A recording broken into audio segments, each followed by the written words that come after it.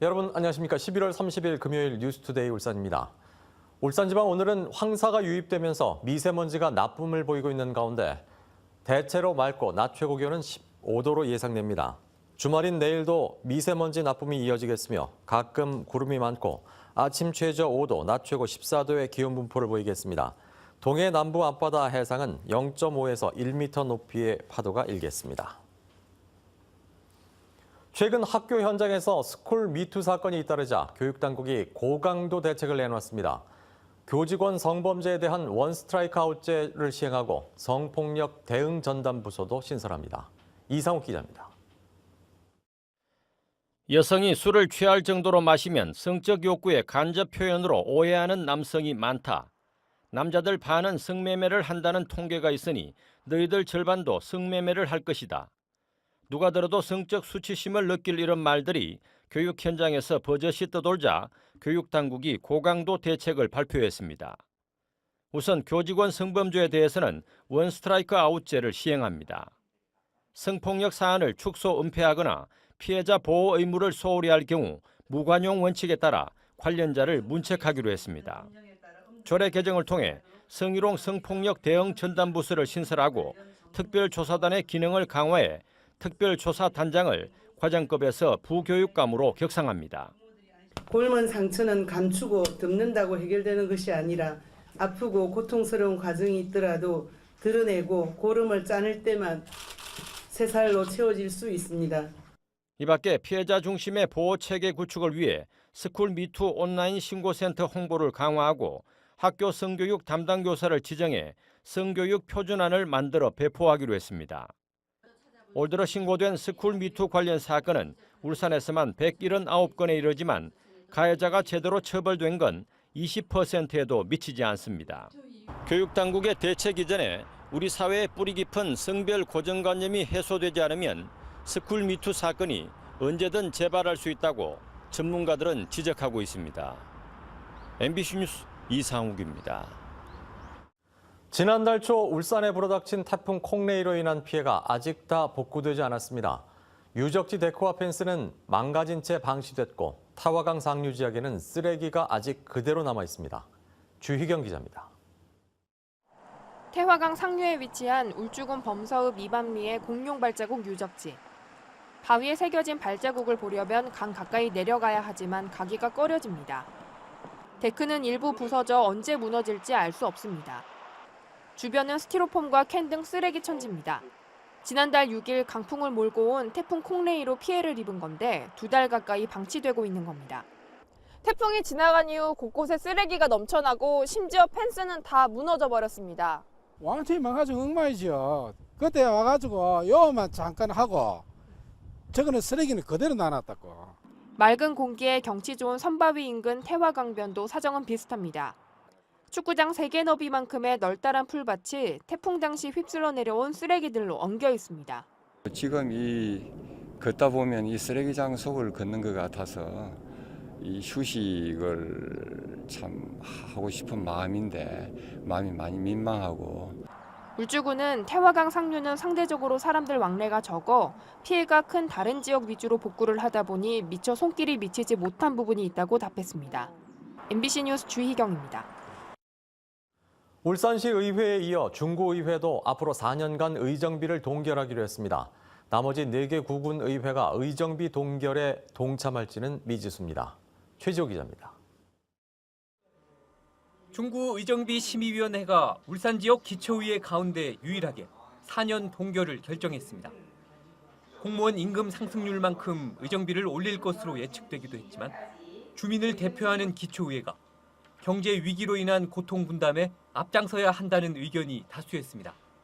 먼저 4개국이 2년은 동결, 또 2년은 인상하는 안을 먼저 가결했기 때문에 사실 저희도 많은 부담이 있었습니다만 충분한 논의 끝에 저희 중구의 상황 그리고 울산 전체의 상황을 고려해서 줄곧 4년 동결 방침을 논의해온 중구의회는 예상했던 결과라며 심의위원회의 결정을 수용하겠다고 밝혔습니다.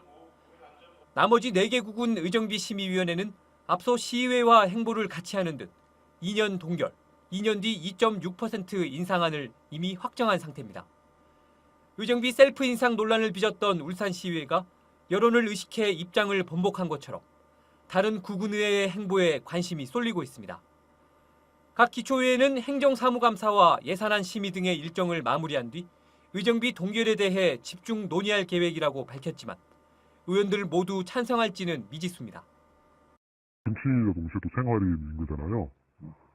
뭐 광역은 조금 더 이제 의회로 치면은 조금 좀 높은 수준인데 이렇게 보면 이것도 맞나 이런 생각도 들어가지고요. 좀 복합적입니다. 이게. 침체된 지역 경기를 외면해서는 안 된다는 여론이 들끓고 있는 가운데 의정비 동결 움직임이 다른 의회로 확산될지 관심입니다. MBC 뉴스 최지호입니다.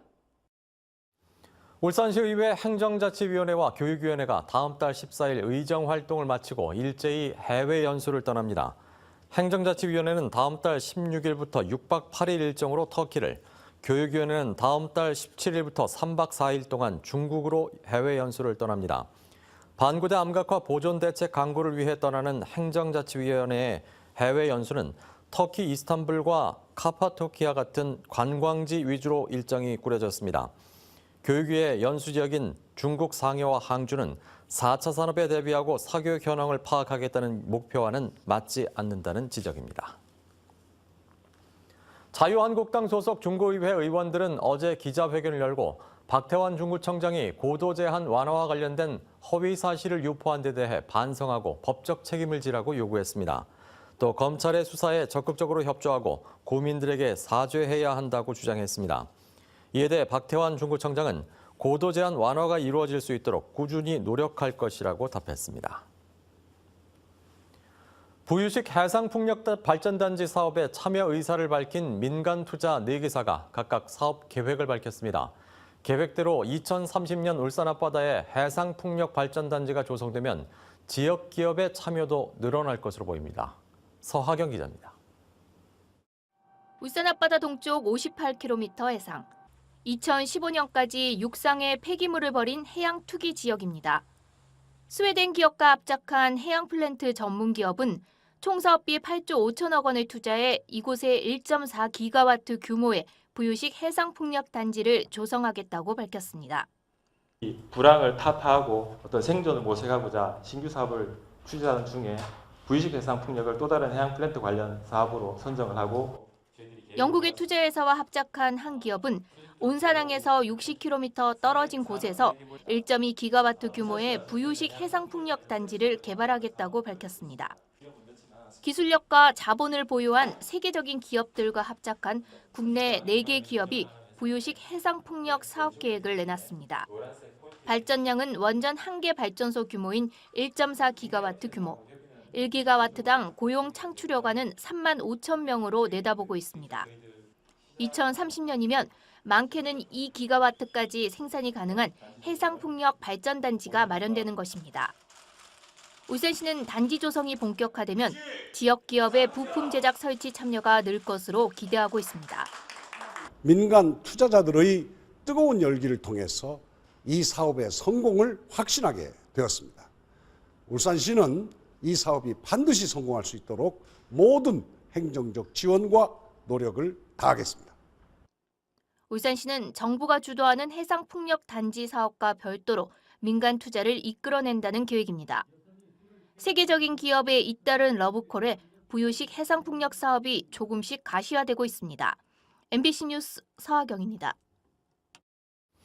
울주군이 신불선 케이블카 단독 추진 의사를 밝혔습니다. 이선호 울주군수는 어제 기자실을 찾아 올해 케이블카 관련 예산 20억 원을 2월에 내년 중으로 대안 노선을 찾은 뒤 낙동강 환경청과 협의에 나설 예정이라고 밝혔습니다.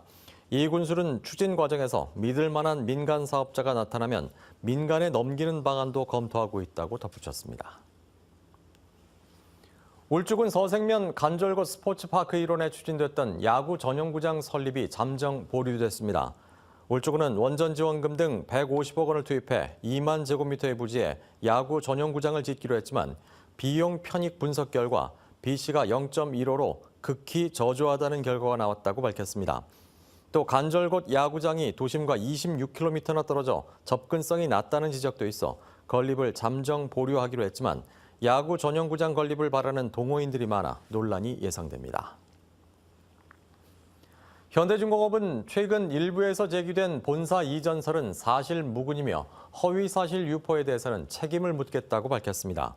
현대중공업은 어제 사내 소식지를 통해 경기도 성남시 자버월드 인근에 통합연구개발센터 건립을 추진하는 것일 뿐 울산 본사 이전 계획은 없다고 전했습니다. 또 연구개발센터는 이미 서울이나 성남 분당에서 근무 중인 직원을 중심으로 근무할 계획이며 대부분 신규 충원을 통해 인원을 늘려갈 계획이라고 강조했습니다. 신임 울산지방경찰청장에 박건찬 중앙경찰학교장이 내정됐습니다. 박건찬 내정자는 경찰대를 졸업했으며 경찰청 경비국장과 청와대 경찰관리관, 경기 남부지방경찰청 차장 등을 역임했습니다. 또 한편 황운하 현 울산지방경찰청장은 대전지방경찰청장으로 내정됐습니다. 울산항 6부두가 개항 이래 첫 특허 보세구역으로 지정됐습니다. 내년도 동남권 경제 성장률이 다소 회복되겠지만 여전히 전국 평균에는 미치지 못할 것이라는 분석이 나왔습니다. 경제브리핑 조창래 기자입니다. 현대자동차 울산 공장에서 생산된 수출 차량의 보관 운송 장소로 활용되고 있는 6부두가 울산항 개항 이래 처음으로 특허 보세 구역으로 지정됐습니다. 울산세관에 따르면 울산항 6부두 운영사인 고려항만은 울산세관에 특허 보세 구역 지정 신청서를 제출해 최근 특허 구역으로 최종 결정됐습니다. 이에 따라 현대자동차 울산 공장에서 만들어진 완성차는 물론 수출용 자동차를 유치해 환적하는 새로운 물류 네트워크를 구축할 수 있게 됐습니다. 내년 동남권 지역 경제 성장률은 다소 회복 기미를 보이겠지만 여전히 전국 평균에는 미치지 못할 것이라는 전망이 나왔습니다.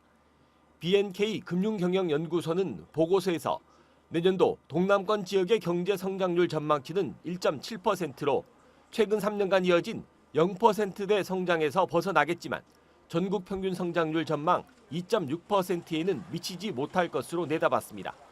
업종별로 보면 조선과 자동차, 철강은 완만한 회복세를 보이겠지만 건설업은 부동산 규제 강화에 따른 신규 착공 감소 등의 영향으로 부진이 깊어질 것으로 분석됐습니다. 제네시스 G70과 코나가 북미 올해의 차 최종 후보에 나란히 올랐습니다. 현대자동차는 제네시스 G70이 혼다 인사이트, 볼보 S60과 함께 2019 북미 올해의 차 승용 부문 최종 후보에 올랐다고 밝혔습니다. 또 코나는 유틸리티 부문에서 최종 후보에 올라 아큐라 RDX, 제규어 아이페이스와 경합합니다. 업계에서는 최종 후보에 오른 것만으로도 홍보 효과가 커 판매 증대에 기여할 것으로 전망하고 있습니다. MBC 뉴스 조창래입니다.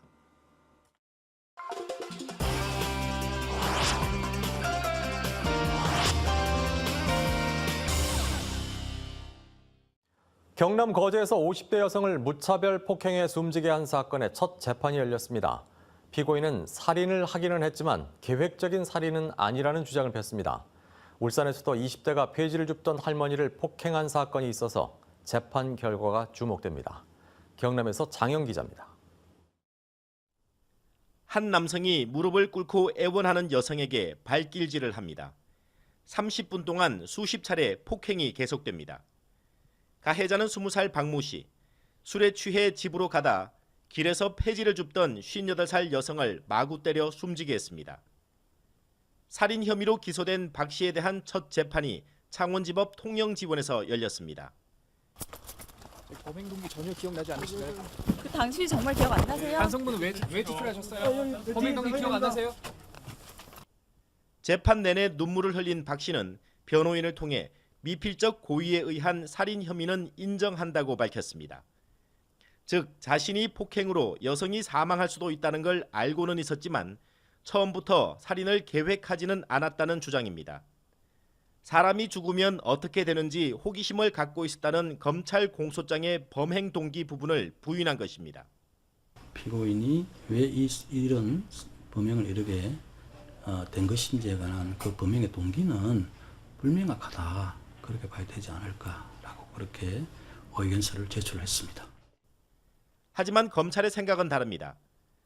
박 씨가 범행 전 휴대전화로 사람이 죽었는지 안 죽었는지 등을 검색했고 같은 부위를 반복해 때린 점 등으로 미뤄 살인의 고의성과 계획성이 충분히 인정된다는 입장입니다. 범행 동기는 형량을 판단하는 데 중요한 변수로 작용합니다. 검찰과 변호인 측은 재판 과정 동안 박 씨의 범행 동기를 확정하는 데 공방을 벌일 걸로 보입니다. 미필적 고의냐, 계획 살인이냐에 따라 박 씨의 형량이 크게 달라질 수 있기 때문입니다. 살인자로 엄불히 차도록 내가 바라고 진짜 우리는 너무 억울하고 분합니다. 범죄의 계획성 여부가 쟁점이 되고 있는 가운데 박 씨에 대한 엄벌을 촉구하는 청와대 국민청원은 41만 건을 넘겼습니다. MBC 뉴스 장영입니다. 일본의 독도 영유권 주장에 맞서 부산교육청이 독도 교육용 자료를 개발했습니다. 어린 학생들이 일본의 부당한 영유권 주장을 제대로 반박할 수 있도록 하기 위해서입니다. 부산에서 김윤아 기자입니다. 독도 교육이 한창인 고등학교 1학년 교실. 학생들의 눈빛이 어느 때보다 진지합니다. 명백히 우리나라 땅에 해당하는 것은 굳이 국제사법재판소에 들어갈 필요가 없습니다. 책상 위에 놓인 건 교과서가 아닌 한 장짜리 자료. 부산교육청이 독도 교육을 위해 새로 개발한 리플릿입니다. 독도의 지리적인 위치와 행정구역은 물론 일본 교과서의 내용과 부당성 등을 일목요연하게 정리했습니다. 독도가 우리의 고유 영토라는 사실인식을 넘어 일본의 억지 주장을 논리적으로 반박할 수 있도록 했습니다. 일본 교과서에 독도가 어떻게 서술돼 있고 어떤 부분이 잘못돼 있는지를 학생 스스로 찾아내 바로잡는 겁니다. 친구들과 직접 찾아보면서 밑줄도 긋고 근거도 찾고 하면서 더 알게 된 것 같아서 뭔가 독도가 우리 땅이라는 자부심도 더 생긴 것 같고. 지리나 역사 수업의 한 부분에 그쳤던 독도 교육은 새 자료의 보급으로 다양한 방식으로 진행할 수 있게 됐습니다. 학생들에게는요, 독도가 우리 땅이다 이 사실도 중요하지만 그 근거에 대해서 스스로 찾아보고 이것으로 끝나는 게 아니라 우리 지역 주민들에게 실제적으로 알릴 수 있는. 부산교육청은 이번에 개발한 교육 자료를 수업과 토론뿐만 아니라 탐구 활동과 체험 활동에도 활용해 앞으로 독도 교육을 더 확대해 나갈 방침입니다. MBC 뉴스 김민아입니다. 다음은 희망 2019 나눔 캠페인에 참여해 주신 분들입니다. KB증권 방어진 지점에서 18만 원, 권동현 씨 10만 6,050원, 조소영 씨 10만 원, 윤가은 씨께서 2만 원을 기탁하셨습니다. 성금 모금에 참여해 주신 분들께 감사드립니다. 성금을 보내실 분들은 MBC 전용 계좌나 한 통화 3,000원의 ARS 전화로도 참여할 수 있습니다. 현재 울산 사랑의 온도탑 온도는 4.7도입니다.